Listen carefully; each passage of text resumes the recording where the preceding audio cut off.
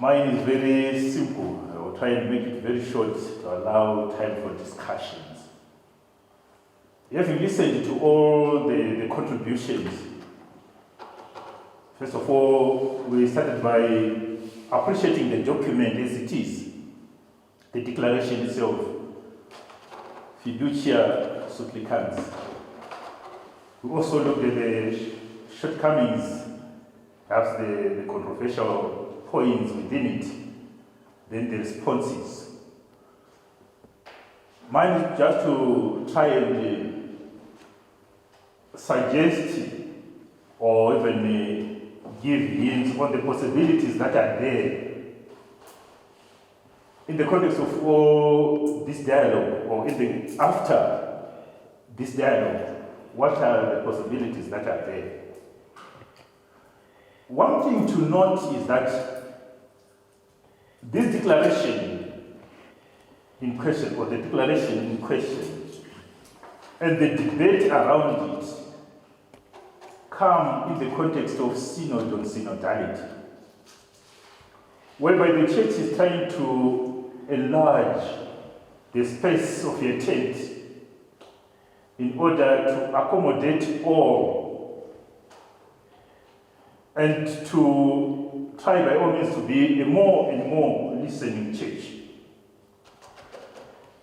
That is probably why the church is thinking of the so-called marginalized.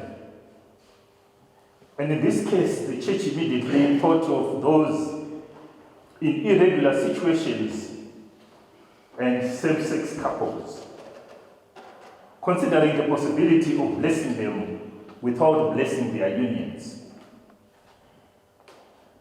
And the questions raised by those who are objecting to this declaration, and even as we read from the previous presentations, the questions are, among others, what exactly do we mean by blessing them? Since one meaning of blessing is approval, like my predecessor has just said. Secondly, why bless them as a couple or as couples? Remember, these questions and more are also coming in the context of synod and synodality.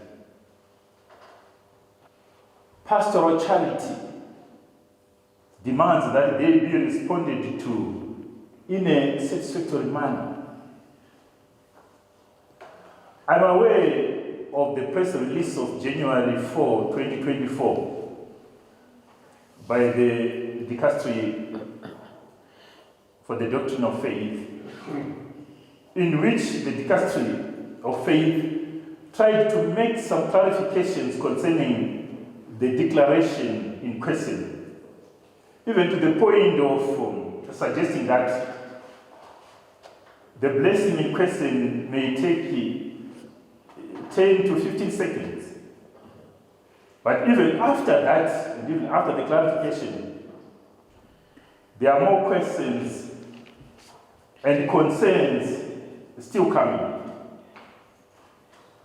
I trust that in the spirit of synod and synodality, and in an effort to be a more listening church, and also banking on the record, the Holy Father's fatherly and pastoral approach of offering new clarifications, and here I'm quoting the same declaration, Fiducia, Supplicans, paragraph 2. So, first of all, trusting the spirit of synodality, and also banking on the Holy Father's fatherly approach of offering new clarifications. The Holy Father, together with the Dicastery for the Doctrine of Faith, will, in pastoral charity, further respond to the queries and concerns raised in the feedback to both the declaration and the clarification after the clarification after it. of the 14th of January this year. So I'm saying we trust that the Holy Father and the dicastery will attend to the concerns that come even after the clarification of 4th January. Again, the spirit of synod or synodality, even concerns and voices from the so-called small ideologies matter. Otherwise, the church will run the risk of becoming self-contradictory, whereby she tries to solve the issue or the problem of the marginalized, namely those in irregular situations and same-sex couples, by marginalizing other communities, the so-called small ideologies.